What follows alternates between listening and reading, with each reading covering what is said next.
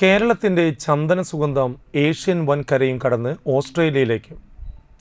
ഓസ്ട്രേലിയയിലെ നോർത്തേൺ ടെറിട്ടറിയിൽ ആദ്യമായി മന്ത്രിയായ ഏഷ്യൻ വംശജൻ മലയാളി ജിൻസൺ ആൻഡോ ചാൾസിന് സമ്മാനമായി കേരളത്തിൻ്റെ ചന്ദനത്തൈ നൽകി വധൂവരന്മാർ മന്ത്രിയെ ആദരിച്ചു.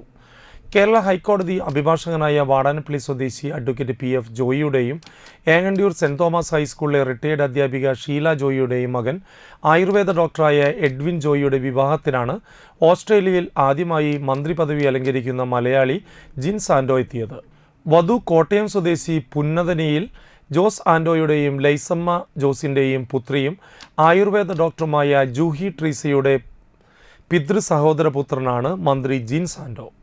കോട്ടയത്ത് താമസിക്കുന്ന പുന്നതനിയിൽ ആൻഡോ ചാൾസിൻ്റെ മകനായ ജിൻസൺ ആൻഡോ ചാൾസ് 2024 സെപ്റ്റംബറിൽ നടന്ന തെരഞ്ഞെടുപ്പിൽ 2 തവണ മന്ത്രിയും ഓസ്ട്രേലിയൻ പൗരനുമായ മുൻ മന്ത്രി കൈറ്റ് വോട്ടിനെ പരാജയപ്പെടുത്തിയാണ് ലിബറൽ പാർട്ടി സ്ഥാനാർത്ഥിയായ ജിൻസൺ ജയിച്ചത്.